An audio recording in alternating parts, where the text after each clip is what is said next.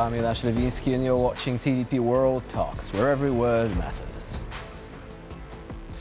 Moldova has set itself on a path towards the European Union, distancing itself from its Soviet past. However, Russia will still not let go of Moldova, using interference to change its political course. Right now, we are awaiting official results from the country's first round of presidential elections and referendum on European Union membership. And the latter is actually a very close call indeed, with results fluctuating in between every single update. So what is going on in Moldova? What's going to happen next? And what implications will it have for the rest of the region? We're going to talk about this and more with our guest today, Carina Stachetti, geopolitical analyst. Hello and welcome to TVP World. Hello, thank you. So let's begin with the referendum intended to enshrine European Union membership aspirations within the country's constitution. With every update, the results are different. They are very close indeed. In our latest news bulletin, the update, according to the results from over 98% of polling stations, apparently puts the yes vote in the lead by a very narrow margin, just over 50%. So it could still change. What do you make of that? We did not expect. According to earlier polls, it appeared clear that the yes vote would win comfortably, but it is not the case anymore. Yes, it is not the case, and we can say that it is a blow for the president of Moldova. Because first of all, regarding the presidential election, which was held yesterday, main rivals Stoyanoglu from pro-Russian socialist gets around 27%, a result that is much higher than expected. And regarding Maya Sandu, one can say that she's facing a crucial test because even if she is leading the presidential election, this is a crucial test of her pro-European agenda. And as you just said, many voters were opposed to the inclusion of the European objective in the constitution. So, as I just said, and I would like to underline, this is a blow for the incumbent president and her pro-European policy, and because she urged Moldovans to vote yes in the referendum to affirm EU accession as an irreversible constitutional goal. So how reliable do you think the results of the vote are? I'm not speaking about the reported results, I'm speaking about the election in general. Maya Sandu said, following the emergence of some initial results, that, and I quote, "there is clear evidence that 300,000 votes were bought and that this is a fraud on an unprecedented scale." So is Maya Sandu simply hedging her bets and, to be able to say, look, we didn't win because there was interference? Or is it a part of a much, much bigger problem that affects not only Moldova, but other countries as well? Russia interfering with democratic processes. So this is a huge problem, and the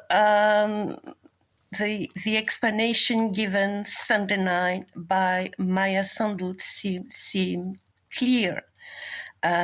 So she talked about an unprecedented assault on freedom and democracy the day of the vote, she said, and in recent months.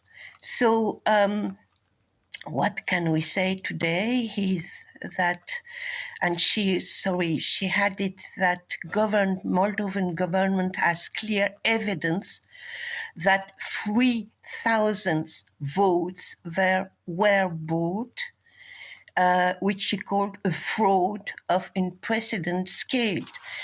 And here, as you just mentioned, the role of Russia is clearly at stake, and we can expect some difficulties and problems for the forthcoming days, because the second tour of the election will be held in early November.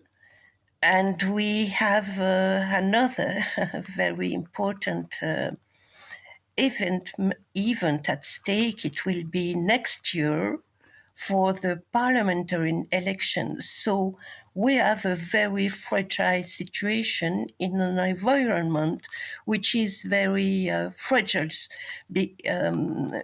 and due to the war going on in Ukraine, and it is a very destabilizing factor for Moldova. So what do you think about the efficiency of countermeasures? Because Moldova was trying to cooperate with the European Union in order to increase the resilience of its democracy ahead of the vote.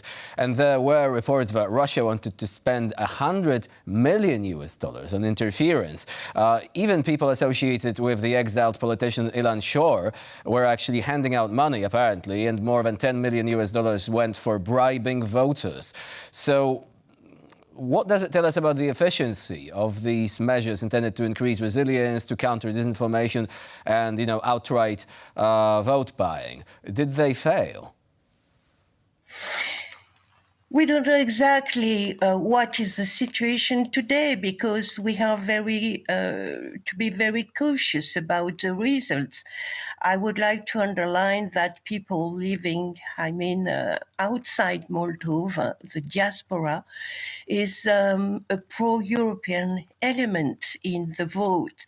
So we have to take into account what will be the final result. And the first point I would like to underline. And the second point is, of course, that we have not enough, maybe, dynamic measures taken by Moldovan government against corruption and so on. So the situation, the political, social, and economic situation in Moldova is fragile. So all these points are to be taken together to have a more large focus on what is going on in Moldova. But the relation with Russia remain a very destabilizing factor for our current member of government and for Maya Sandu. Do you think, whatever the result of the vote is, it's going to be a close call, right? Do you think these events are likely to embolden Russia in its efforts to interfere with other democracies? We have an upcoming vote in Georgia, for example, and we know Georgia has been backsliding in terms of its democratic position, right? Other elections too, further west in Europe. Do you think this will actually perhaps be a proving ground for Russian propaganda and other efforts to undermine our democracies, and that Russia will be prepared to use the lessons learned there to interfere with the upcoming votes? It is, a classic, I would say, modus operandi for Russia. This is a very classic means used by Russia in such electoral environment and situation. So the lesson learned from this episode, and as it was the case with election in other countries in the last years, over the last years. So what is important for us is to draw the lessons of interferences used by Russia to destabilize situation, and to take all these factors into account, because we have hard power, we have soft power related to Russia and Russian policies. All these mean are very known and observed by specialists. We have collected information. Specialists collected information about these factors. And what is at stake now is to support the democratic process going on in Moldova and to very closely observe what will be at stake in the forthcoming days and months. But what about countries of Western Europe? Because, as you said, experts have already seen this happening. So, in theory, we know what Russia is doing. They are using pseudo-conservatism. They are backing far-right political parties, mostly. Sometimes it's also the far left. They are also anchored deeply in so-called peace movements, so saying that the war in Ukraine has exhausted us economically. There is a risk of World War III. We cannot support Ukraine any longer. We need to strive for peace at any cost. So these are the slogans being used in elections in many countries across Europe. Unfortunately, sometimes they are successful. So do you think we are at risk at Russia winning over the ballot box what it cannot win in the battlefield by using political corruption, by using disinformation and many other means of this kind? The goal of Russia is to pursue all destabilizations operations she can carry on the ground and outside Ukraine. So, to conclude, I would say that we are aware of these dirty mechanisms and all means used by Russia.